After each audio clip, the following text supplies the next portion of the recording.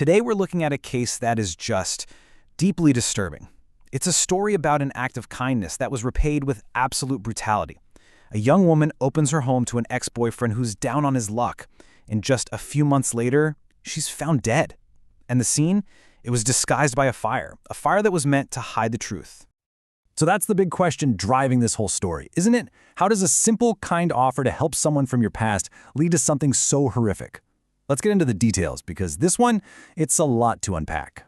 So our story really kicks off with the discovery of the crime scene, a scene that was wrapped in fire, smoke, and a lie that started to unravel almost immediately. Okay, so picture this. It's Utawala, a neighborhood in Nairobi. It's Friday, April 28, 2023. Just before 3 in the afternoon, neighbors notice something is wrong. It's not a loud noise, not a scream, but the unmistakable smell of smoke, and it's coming from the apartment of a 24-year-old woman named Barin Aoko. But here's the thing. According to Barin's sister Emma, this wasn't some huge, out-of-control fire. It was weird. She said the bedroom was smoky, yeah, but the fire itself seemed to be focused almost entirely on the mattress. The rest of the apartment? Basically untouched. That was the first major red flag that something here was very, very wrong. Now, to really understand what happened, we need to talk about the people involved. This next part is all about the victim, her incredible kindness, and the man who allegedly took advantage of it in the worst way imaginable. And when you look at them side by side, the contrast is, well, it's just staggering. On one side, you have Barin Aoko. She's only 24, a student, working hard at Swissport and helping to support her entire family. Then on the other side, you've got Collins Nato. He's an ex-boyfriend from way back in high school who just kind of shows up again with nowhere to live. Barin, being the person she was, took him in. For 3 whole months, he lived there, and she provided everything for him. And this is absolutely crucial to understand. This was not them getting back together. Not at all. Barin had completely moved on. In fact, she was in a serious long-distance relationship with a man in Canada who she talked to every single day. Letting Nato stay, that seems to have been purely an act of charity, helping someone from her past. And her death, it just completely shattered her family. Barin wasn't just a beloved sister and daughter. She was a provider. You can just hear the devastation in her sister Emma's voice here. Her murder left this huge hole that was both emotional and, frankly, financial for the whole family. Okay, so let's focus in on that day, the day she was killed. Because the timeline, pieced together from CCTV footage and what people saw, is absolutely critical to this case. So, here's how that Friday went down. Barin gets home in the morning from working a long night shift. Nato is there. Later on, around midday, the building's CCTV catches him leaving the apartment and then coming back. Then, at 2:40 p.m., that's when the neighbors smell the smoke. And just after that, we see the most damning footage of all. Nato is seen walking away from the building, by himself, looking totally calm. And here's where the lies begin. When Barin's sister Emma finally gets a hold of Nato, he spins this whole story. He claims he'd actually moved out days ago on Monday. But that was a flat-out lie. The security cameras proved, without a doubt, that he was there on Friday. So at first, the scene was confusing, right? A fire, smoke.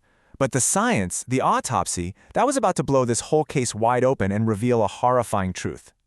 And you can see why someone might think it was just a horrible accident. Maybe a fire started, and Barin, exhausted after her night shift, just didn't wake up in time. That was the initial thought. But then came the autopsy report.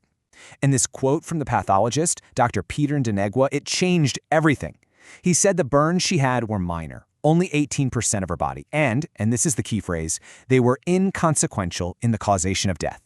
In other words, the fire did not kill Barin Aoko. So if the fire didn't kill her, what did? The autopsy was clear. The cause of death was suffocation.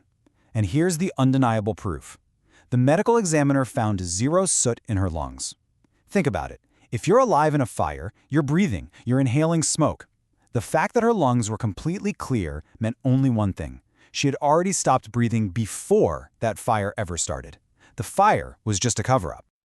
Okay, so let's just lay it all out. Why is Collins Nato the #1 suspect? Well, the evidence is just stacked against him. 1, he was the last person seen with her. 2, some of his own clothes were reportedly found burning on her body. 3, he lied directly to her sister about where he was. And 4, he just calmly walked away from the scene and vanished. And that brings us to where we are now, which is, honestly, the most frustrating part of this whole story. The search for a killer and a family's agonizing wait for justice. So police have identified their prime suspect. This is him, Collins Nato Yongesa. Here are his details. Investigators also believe that before he fled, he stole Barin's blue iPhone 13 and her laptop. And how long has her family been waiting? It's now been over a year since she was murdered back in April of 2023. Over a year. Just let that sink in for a moment. And in all that time, nothing.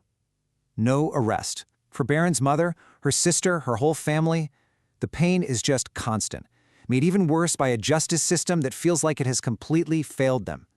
All they have are questions and the memory of the wonderful woman they lost. So we're left with this one huge, haunting question. In a case with CCTV evidence, with a clear cause of death, and a prime suspect identified, why is that man still free? And what does it say when a family can be so certain about who took their daughter's life, yet justice remains completely and agonizingly out of reach?